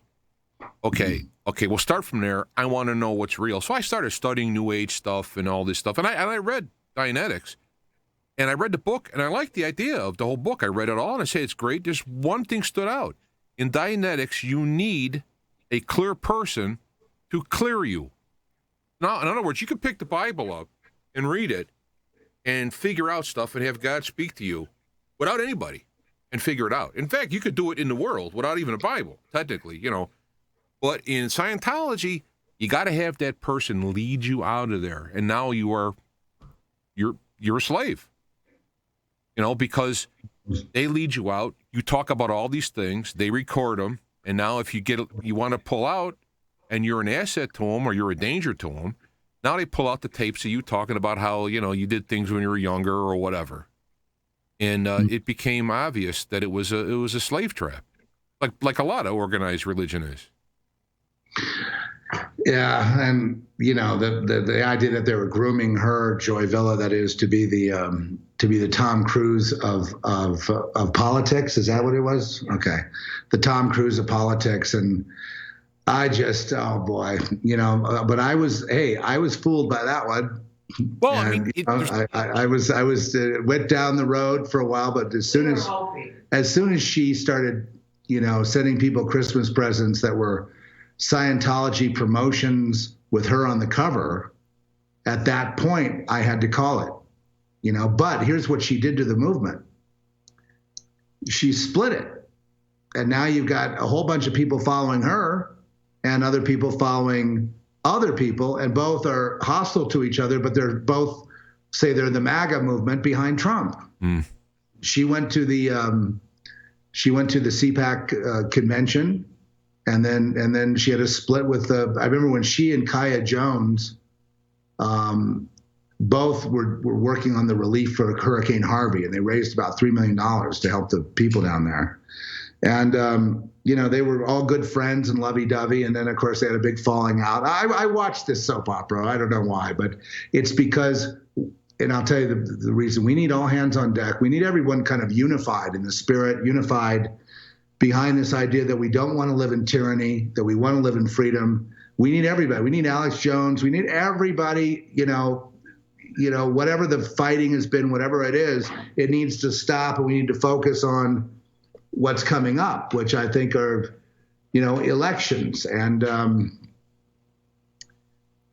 what's at stake at this point is, it's really coming down to freedom or tyranny. It's really coming down to a very stark, the other side is ramped up with all the money in the world, and they're ready to crush and destroy. They've seen the writing on the wall. They don't want this truth movement to go any further. They don't want any of this stuff to go one more step. They are ready to bring the hammer down. They are ready to go to war. They're ready to go to a shooting war. They're ready to nuke the whole place if they can't get their way. They are just absolutely intent on winning and taking back power. And so it's going to take everybody that loves freedom and all of us to make it happen. I just want to, Alex, I absolutely love Alex Jones. I love what InfoWars has done. My only issue, of course, was the QAnon thing. Yeah. And I'm not the only one. There's more than me. Other than that, once we're beyond that, I'm good to go with Alex and the whole bit. So he just got a termination warning from YouTube over the crisis actor, aspects. That's what I was reading in the tweet here. And Zero Hedge just got the story. Yeah, no, we knew he got the first strike, and then we knew that CNN was trying to show that he had other videos that were just as bad. So CNN this weekend is trying to get him removed completely from YouTube. And if he goes, we all go. Yeah, they go after the first, the mop. Everyone else is mopping up because he's got some muscle and money and a lot of people behind him. And so that's what the things I said about Alex is Alex has a personality that allowed him to push through and get out through the granite ceiling of media, and that personality, which was able to, it's like a warrior fighting a war and then coming home into peace. Sometimes Alex is his own worst enemy sometimes, and how he goes off and stuff and all that. But again, when you have a warrior, I love it. It was just the QAnon thing. That was the thing with me. So he one thing before this broadcast, so I'd be ready because I was up really early. I was up. I don't know when I'm not up, but I took 2 Brain Force, the Brain Force product that InfoWars has that Alex developed, and it's terrific. I mean, look, I feel like I do in the morning right now. I took it about an hour ago, and of course I had a couple cups of espresso and things like that, and I took some EFA oils too, which also helps. But boom, focus. So there's a product that really, that really works. And they're mocking him for the product. The products are terrific. No, I have Brain Force, and I use the Knockout, which helped me sleep. I need to use it. I have it by my bed, and I don't use it. I would just bring it up in the fact that because of what's happening, not only with Trump being elected was the big shock to them. Like, what? And Alex and all of us, if you will, did our parts or whatever. And the people who elected Trump, well, they all got to stop that. I mean, it's when some of the Republicans are looking at like left and right Democrats, well, we give some, they give someone. No. This is to the death. This is if they lose, they're exposed as child pornography, drinking blood, all that stuff, right? So they're in it till death. If it comes down to it, if it comes down to them actually losing, they'll go into the bunkers, and all of a sudden we have a nuclear war. I mean, that's the kind of stakes that are here. I mean, I don't think people get that. Yeah. Thank you, James. I mean, that you nailed it right there. That is absolutely what we're up against, and that's why, hey, we're all brothers and sisters who want freedom, right? We're all what all this is teaching me that when we've had all these divisions, and I've participated too in my share of mudslinging, and I've had it slung on me, but now we don't need any more of the mudslinging. We need all hands on deck. Yeah. Don't you think? I mean, we need everybody to be aware, and we don't need, I don't need QAnon or any other of these gimmicks to tell me what's going on. I know what's going on. It's bad, and we need to get unified. That's all I can tell you. We're in the bunker, and we need to, stop arguing about religion and everything else. We need to just get together and say, look, we're fighting for our survival now. This is different than just, arguing over, what kind of religion we should have or what kind of, we are now faced with fighting for our freedom versus them wanting to lock the whole thing down or even end it for everybody if they don't get their way. This is very serious stakes, and that's why I'm not popping the champagne right now. And I'm not saying, hey, we got it now. Trump behind the scenes is taking care of it. You people that have been fooled by QAnon that you've come out of it now, you ought to be just damned angry that he just hijacked your consciousness for like months on end, and he's weakened you to the point where you're not able to to understand that we all have to get together and slay this Hydra, and it is a 7-headed Hydra. We gotta fight it, and it's not taken care of, and the bad guys are not arrested, and it's not a done deal, and to the evangelical church too, that they feel, well, Trump's in there. I mean, not all of them, but a lot of them, Trump's in there. God's not going to take back what he started, and so we don't have to worry about that. No, we have to stay vigilant and not make up our minds that there's clear sailing, but just keep on like we were doing, step by step by step, putting forth the principles, people getting to be activists out there, getting on the airwaves. Of course, now today that's going to be a lot harder to say what's on your heart, what you mean, because look, they're taking the extreme position this weekend of total, Chinese, USSR style, Soviet style censorship. Yeah. I mean, this is just insane. People should go look and read about the Maoist, the Cultural Revolution in the 50s, 60s, and also the Bolsheviks in the. Now the Bolsheviks were the majority, hence the name. Mensheviks were the minority, and so they had a lot more a people to work with. But the whole goal was to tear down the culture and destroy the country from within and take power. And look what happened in both cases, right? We're having the American style Bolshevik, Maoist cultural revolution. That's what's happening now. And, and we can read from the history and say, this is what's happening. And we need to say no. And that's why, those kids are a perfect example of being indoctrinated and recruited, because that's all the left really has, to bring about this cultural revolution, this kind of Chinese, Red Guard type of thing, where these were kids that were worshipped in China, killing their parents. That's what there were like 50 million people killed, by the children. I mean, look it up. Look up the Black Book of Communism. You'll see it. I'm even understating it. It's there you go. All right, folks, take a good look at that. China established gun control in 1935, and from 1948 to 52, 20 million political dissidents unable to defend themselves were rounded up and executed. Yep. And people say, well, no, that's not going to happen here. I go throughout. I read a series of books. I don't have James, one more time. 20 million political dissidents. Okay, just to get the number in there. 20 million. Thank you. Okay. Look at the background. Right in this picture. Yeah. You could see the throngs of people who are just waiting their turn. And, I read the history of the world. Actually, it was an audio book. When I drive, I listen to books. And they started out like the beginning of recorded history, and they moved all the way up to, I'm trying to remember. I think it was before World War I, I think it was. Or maybe it was. But one thing I noticed is from the beginning of history, all history is a recording of who was in charge and who knocked them out and who took over and who took over and who took over. And that's what all history is. And you have the good king. I was reading about this, in this particular one, it was in China. This one king wrought a lot of prosperity, did all this stuff. His son gets in charge.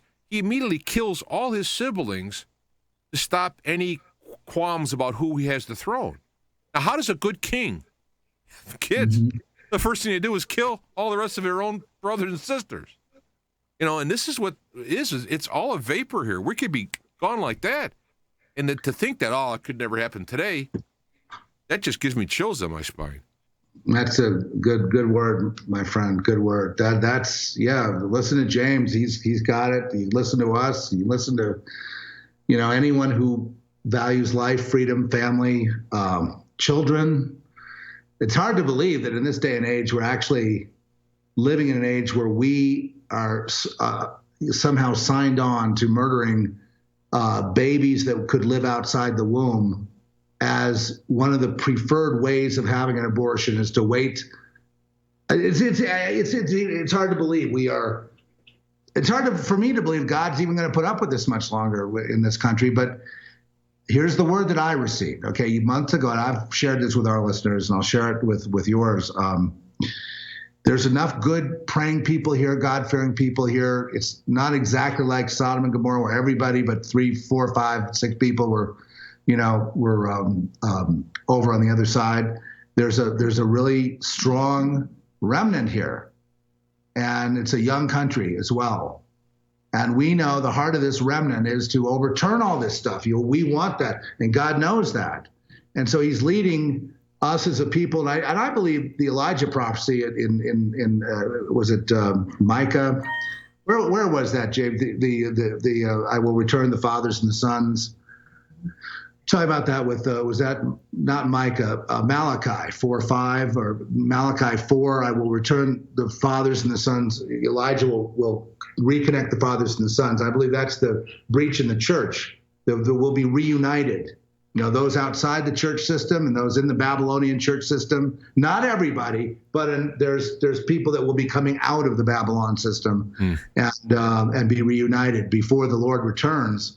And, I've always wondered what that verse meant. I really feel that this is what it means. And it means that the breach in the churches, the people in the wilderness. Okay, Malachi, where are we? 4:6. Is it 4:6? He will turn the hearts of the parents to their children and the hearts of the children to their parents. That's the New International Version, which kind of sucks. But he will turn the hearts of the parents to their children and, and the hearts of the children to their parents, or else I will come and strike the land with total destruction. But in the King James Version, it says the fathers and the sons. So what's the verse again? Malachi? It's 4. Here's a King James. Okay, where's 4:6? God, I cannot read that. Please, right. Don't. I can't read that. We need big iPads with big, glowing words to hit us. But that's the verse. It's 4:6, I believe. And he will turn the hearts of fathers to their children and the hearts of the children to their fathers, lest I come and strike the land with a degree of utter destruction. Right. And I've always, this idea that Elijah precedes Jesus. John the Baptist precedes Jesus, and then John the Baptist diminishes and Jesus increases. That's always been in my mind. It's always been, I've always wondered about that. And it seems like this time of uncovering all the evil will be an opportunity for the breach of the churches. And we know what it is. We know that a lot of the churches are sold out to the world system, and we are not compatible with that. We understand that. But we always hope that, because I know the hearts of people who are corrupted in that way, and they do want the Lord. They do want. I'm not going to judge them, and I don't want them punished. I just want them straight, true blue. Like I just want to just follow the Lord, not follow two different directions. You're going in two different directions. It's not going to work. So, I believe that, the apocalypse, the unveiling of things, and then this Elijah. And my friend, I got a friend who's a real expert in time. And we talked about, a lot of people had the 2018 as a kind of a Daniel thing for the whole wrap up based on the book of Daniel. And then he had like 2028. And, not that I put any faith in dates or anything, but I did think, well, the age of Kali, not that that's going to be true either, but the age of Kali winds up in 2025. And a lot of people say that this whole Mayan calendar really winds up in 2025. And then that's 3.5 years from 2028. And so it's just something, I don't put much stock in all this stuff. It's just something that's interesting to me. Yeah, the Mayan calendar, I talked about a while ago, was problematic because they had to compare apples and oranges to try to figure out how to line them up. And the 2012 date was accepted by most people. But there is a 500-year spread between the earliest lineup and the later lineups, which is a few lifetimes. Well, that's a lot. That's a big spread. Yeah. So I to say that it was yeah, it seems like we're coming into some kind of a conclusion of something. But, isn't it true? One of the problems I see is people trying to actually make dates and all that. But whatever Jesus, see, to me, in my biblical way of thinking, Jesus is number one. And from there, everything is answerable to. So unlike other people who say every single word of the Bible is written by God, and what I look is Jesus' teachings are supreme, and then we read downward. That's just my point of view. And you know what? I got in a lot of trouble for having your view, but I have had your view for many years. Jesus is it. You know what I mean? His word goes. And if he says something that may not line up exactly with the Old Testament or whatever, it's like we go with Jesus. He was the corrector. I mean, he came to set things right, Right. So my point, though, is that one of the things Jesus talked about was, when will the end come? Right? Now, here's Jesus talking. When will the end come? He doesn't give you, March 14th, 1973, or whatever it would be in the Jewish equivalent. He's talking about a season. You're talking about, you can feel the season coming. There's this fluidity and unknownness that is part of it. So you can feel it, something's going on, and it's near, or at least nearer, but you're not supposed to know when, because it's not even in stone. Jesus said himself, only the Father knows when the end comes, not even the angels. There's nobody who knows. And because it's not for anybody to know, because there's a whole thing going on here. Yeah, we do know, because the kingdom is within us. Luke 17:21, the kingdom's within us. He says, don't be looking over here for it or over there. It's within you. And so within us, of course, we know everything because we're not disconnected from the Father. But it's not brought to our conscious mind to where we can go out and say, okay, on such and such a date. People have been doing this for years, and that's a good way to stop people from looking into Jesus at all. Just the one thing about Jesus, let me just put it this way, folks. Here's my belief. Just give you what I know to be true, okay?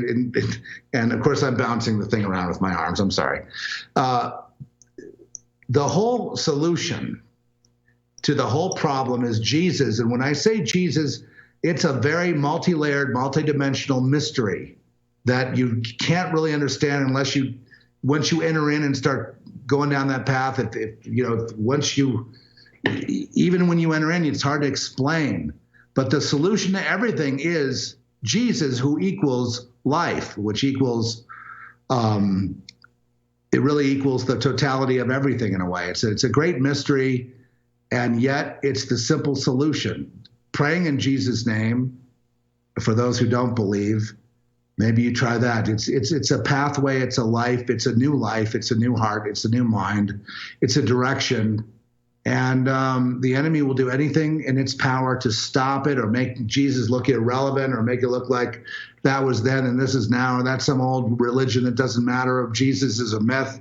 None of those things is true, because we are proof. I am proof.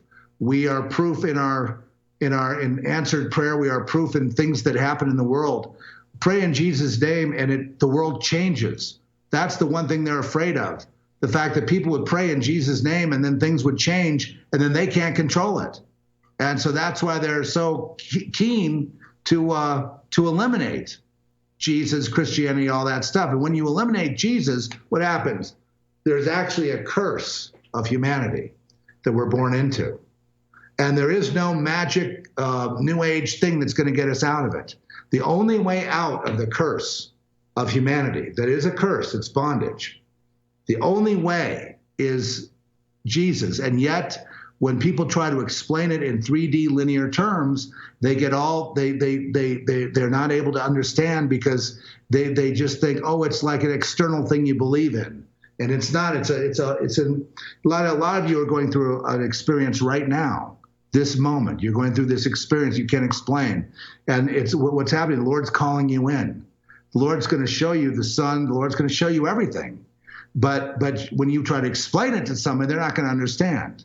But you're being brought in right now. And I'm saying, yes, if it's Jesus Christ and you're going to pray in Jesus' name, then you go with that and you'll see. But don't expect anyone else to really understand. It's kind of a one-to-one thing that happens. But I can tell right now on this broadcast, there are people that are being, maybe you feel like you're crazy. Maybe you feel like you're losing it.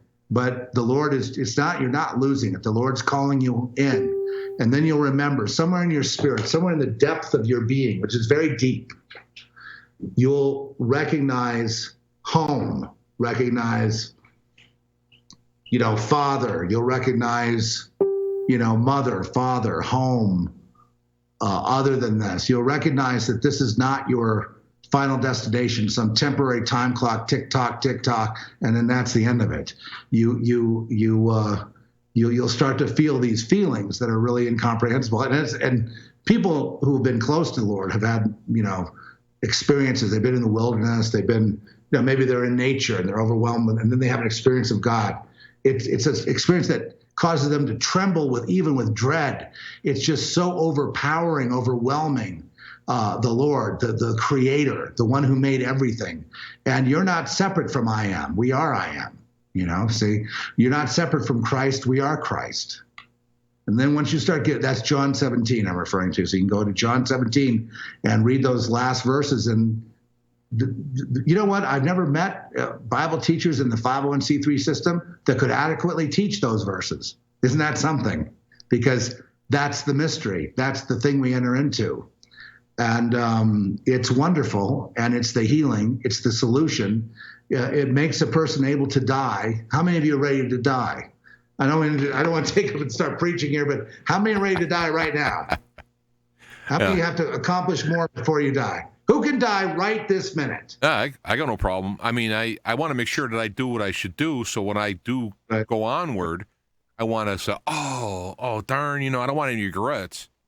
But the only thing I think about dying is I'm kind of interested in the process. I mean, I don't want to be like set on fire and, But one thing I've always prayed is that if I ever have to be made an example of for evil, like they're going to torture me, that I want to go, Lord, I'm not trying to get out of the pain, all right? But I want to make a good stand. Now, I'll take the pain maybe later, but be with me to get me through it, to let them know they did not win. And then I'll take the pain, quietly somewhere. Good, well done. Well, here's the thing about it. There's a trick that Satan has, and that is, he says, okay, if you renounce Jesus right now, we won't cut your head off. Let's say it's a guillotine situation. Yeah, so a coward, they cower in that last minute. They renounce Jesus, and then as soon as they're off the guillotine, someone comes up and blows their head off with a gun. Yeah.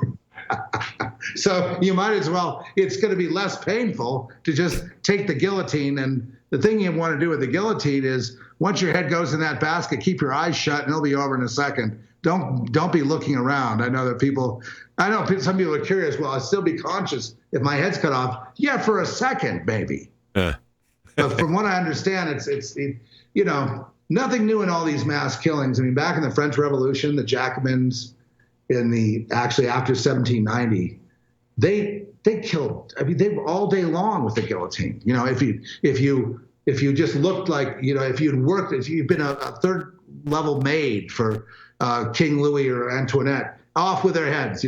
If you said something nice about the old regime, off with their heads. If someone didn't like you, or if a woman scorned, could report you, by that afternoon you're guillotined. They had just an unquenchable thirst once that thing got started. And from what I understand, from all the rumors, I guess these are urban legends about the guillotines waiting to be brought out, especially in the United States, which the New World Order and the secret societies claim the United States is really their playground. It's their Babylon. It's their kingdom. This is where the ground zero for them, besides Israel and Jerusalem. So it's very interesting how this is all, unfolding. I can't worry about it. If we could die any day for any number of reasons. I'm just saying, could you die? I think I can. I don't want to, but I pray. I almost died from this flu thing that killed a lot of people. This was back a few years, same kind of flu, and I was really seriously unable to breathe. And I just thought, okay, if you're going to take me, Lord, it wasn't bad. I could feel myself slipping. And then I went and got the Bible out of the drawer. I was in a hotel up in Alaska, and Trish was visiting with her mother. And I just felt like she might come back and I'm dead. So I got and I was taken to, and I can't remember the verse exactly in Thessalonians, but it was some verse. And the Lord said, this is the beginning of your healing. When I saw that verse, it was all part of it. And then step by step after that, remember, there was a slow road back to health from that moment where I said to the Lord, if you want to take me, I'm at peace. But then, no, I'm not taking you, and here's this verse. And by Jove, I just walked right out of it. And after, it persisted about a month of discomfort and coughing and all that stuff. But, that wasn't my time. I think the enemy would have liked it. I'm no good in Alaska in the wintertime. Every time I've gone there in the wintertime, I am completely uncomfortable. It is just too cold for That's the time not to go to Alaska. You go to Alaska in the summer when it's pretty. Yeah. I'd like to drive up there, take that drive up the Alcam, but now they tell me I have to have a passport, and I don't have a passport. I got to get your papers in order. And nature is really cool. When you see nature and you just see God's creation, there's so much good. There's so many good things to see and to appreciate, and even to the stages of life we have are beautiful things. And I just don't want these people to steal that from us, to steal that joy, to make us feel like any minute now we're going to be rounded up, any minute now we're going to be killed. We're emergency. I just can't live like I would like, if I'm being selfish, baby, I'm sorry, but I would like just some kind of rest from this, this situation we're in. I mean, just some kind of, I'm willing to fight it out all the way, but I just wish for some kind of, just like a little bracket of just, the goodness of God, the overwhelming beauty of creation, all those kind of things. The beauty of peace.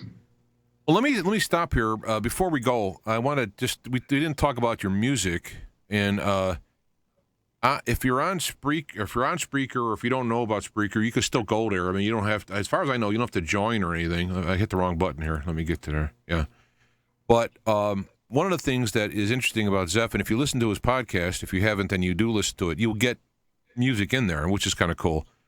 But it's very high quality stuff. It's really tastefully sonically. So if you don't like the particular genre, which I don't even know how to describe it, well, how would you describe your genre? It's kind of cinematic, and it's kind of alternative, and it's kind of electronic, and it's. How about, does Love Blade something good? I could just. Yeah, that's good. Throw that give on a taste. There's some musicians that are good that like that.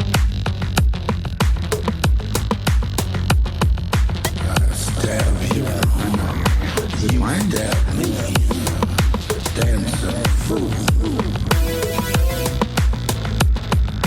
Are you guys hearing it? Is the audience hearing it?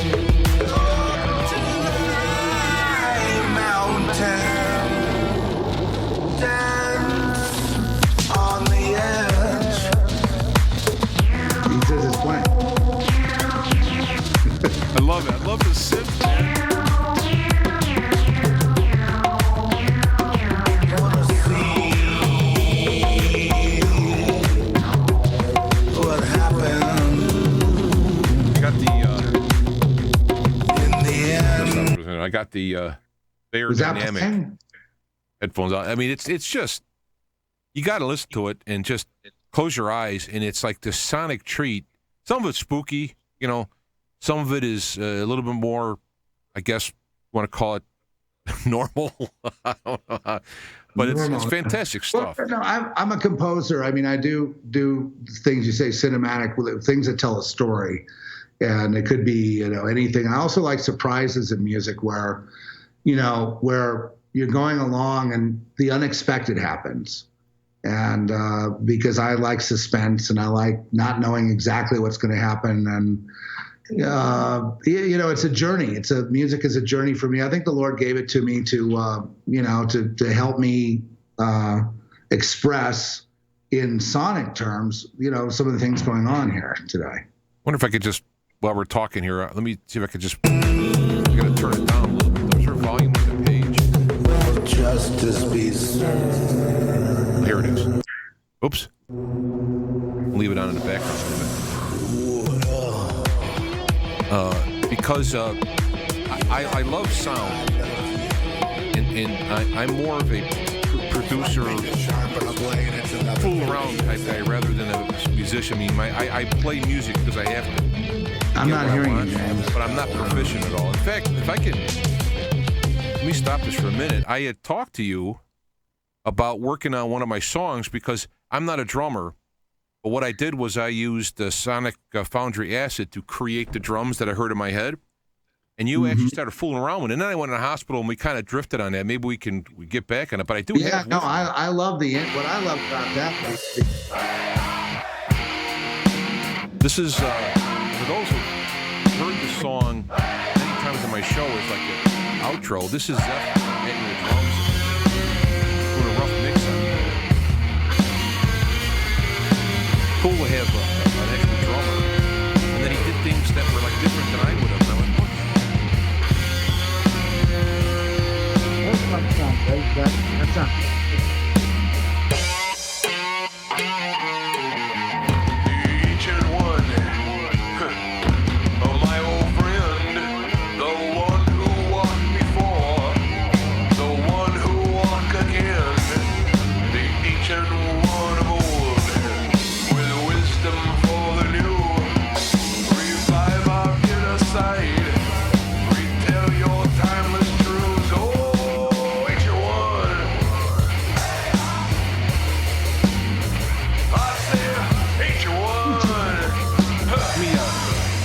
Hey, Jim.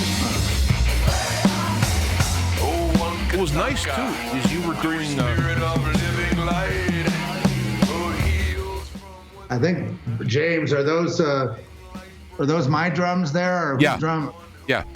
That sounded pretty good. Now that's weird because I thought I need to go back to that mix. Yeah, because at some point in the future, it's like, oh, and you came in a different time, but I mean, you were still kind of working with this is not even near finished. It was a rough mix. I was kind of like egging you. I'm dying to hear it. So you sent me this. Yeah, no, but I like the fact the drums were where they were in the mix, and I was wondering if I had something to do with it. Yeah, you did it all. I mean, I sent you the... I played the drums. It sounded familiar, but it sounded pretty good. Yeah, so. yeah. I sent you the dry tracks, and then you now I'm in a position to take that mix to another level. So yeah, let me get back. That'll be good. That'll be like something I look forward to. I'm gonna. Yeah, I got a couple other songs too that I've did, which I will spring on you along the way. Gonna keep me busy, huh? Yeah, because my whole fantasy, my whole musical life was to team up with somebody, because when you have people, I got this thing in my head, right? I was in a band in the late 70s, right? And I would come in with my song, and I had the drums figured out, and we started to play it, and the drummer played something completely different, and I loved it. I'm like, yo, that's fantastic, because, I like that interplay. So that's kind of a personal thing I've been waiting for. But Well, anyway, there's other I'll things stop I'd like this, to and we do to the probably track, should too. wrap it up because I have to prepare for the live show tonight, too. Okay. I enjoy talking with you, and we could talk for another 4 hours probably. Hey, and we'll do it again. So, Yeah, I look forward to it. But yeah, it's so funny. We're on parallel journeys in a way, from completely different backgrounds and things, but we're on the same. And you're 16 years, and I guess, or going into your 16th year, I'm going into I don't even want to count anymore, but I think. Well, 16 in May, I think, or March. This is my 16th year now. Yeah. And it's been, I just can't believe it went by so fast. Yeah, well, to me, time is both fast and long, because it's like I look back, way back, and it feels like yesterday, and it feels like another lifetime at the same time. So, but anyway, people who, let me go back to this. So, people who you can go to Spreaker and have access to both. SoundCloud, it has WAV files, and those are really good quality. Okay, well, I got the SoundCloud here. No, not that one. It's what's the name of that one, Trish? It's SoundCloud. It's that's the podcast. It's there's a music SoundCloud.com/Zeph Daniel.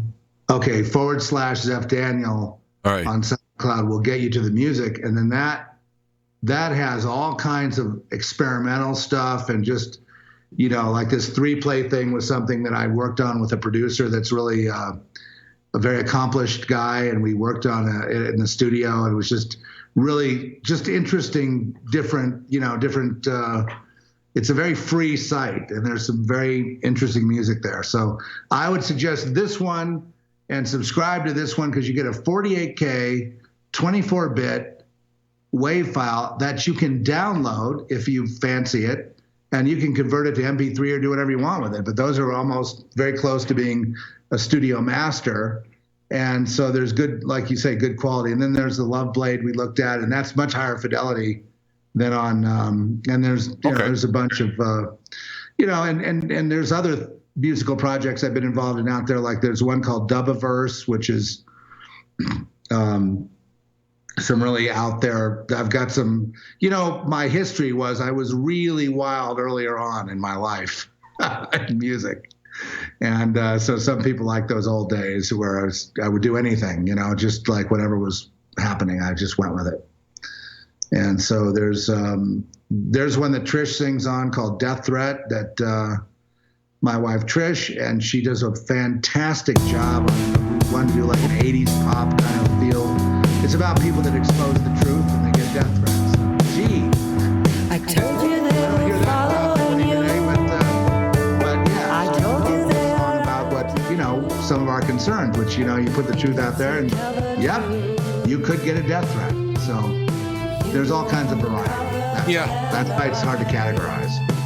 I like blues and rock and, funk and dance and, cinematic. And I love Hans Zimmer, the composer, who does all the big time movies. And Terrors at One, that's a cinematic track. That's actually about terrorism, but it's something that you could find in a movie, that would be the typical movie soundtrack, and very powerful at times with big unexpected events that happen. A Broken Mirror is about anyone who is satanically ritually abused, anyone who's been traumatized by sexual abuse, and then wants it. It's really playing on the idea that you've been hurt, and then the very thing that hurts you, you want again, but you don't want it, but you're fighting it, but you do want it. And it's a very complicated situation, and I try to address that in that song. And then the fun one right there, that's The Lonely Bull. That was 1962. There was Herb Alpert and the Tijuana Brass, and I used to be a surfer, and this was like in the Endless Summer soundtrack, and then I did my own electronic version, kind of remixed it really, using their melody, and I, it was kind of a fun instrumental track. Because if I was the next one down there is fun. That goes back to when I was like 18. I was being gang stalked, and this girl was pretending to be my girlfriend, and she was really just trying to turn me over to Satan. And it was like, and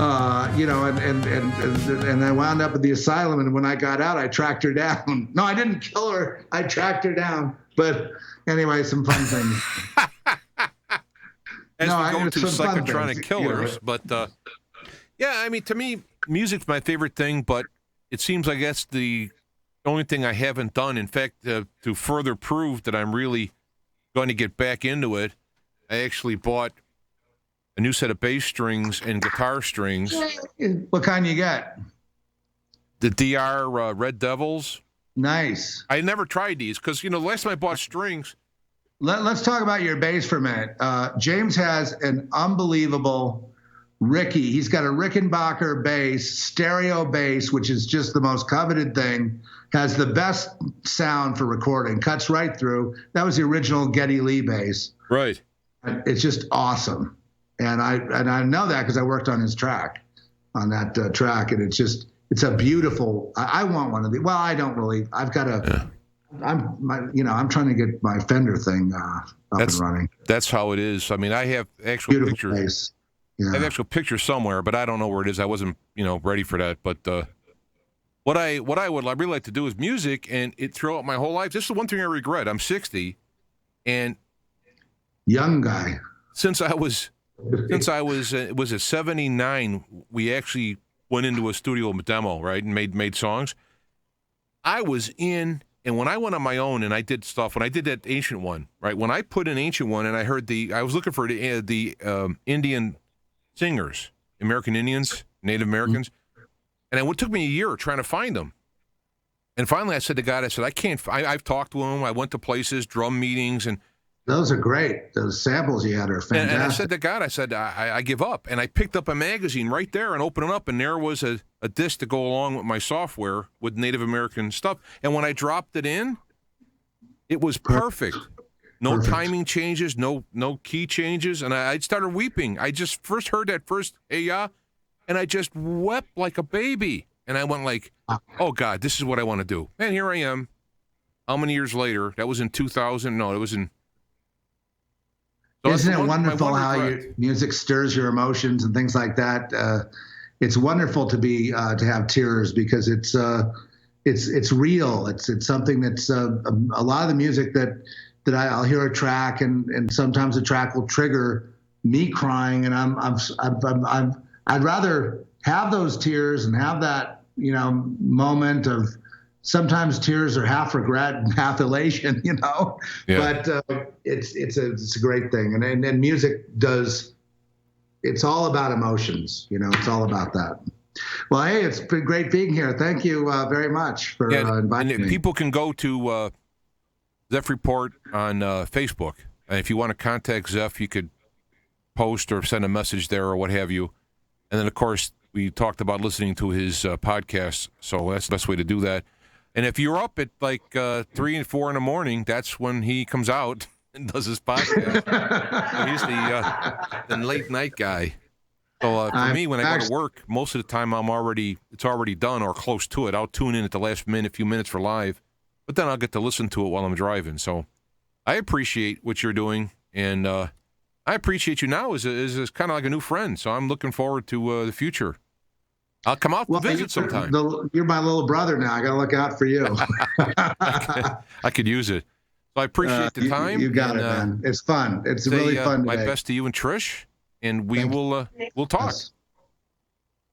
So take care. Okay. Bye-bye. Bye, everybody.